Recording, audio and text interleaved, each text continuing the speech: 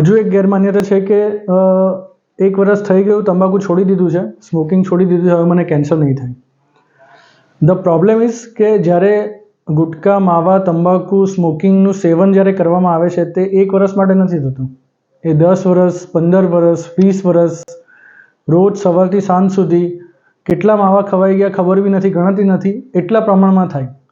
અને પછી કોઈને કોઈ રીઝનથી અગર એ છોડે તો આ જેટલા વર્ષની અસર છે તે અસરને મોઢાની અંદરથી જતાં, શ્વાસની નળીમાંથી, અન્નનળીમાંથી, જે સ્વર પેટી છે એમાંથી જતાં ઇટ ટેક્સ ટાઈમ.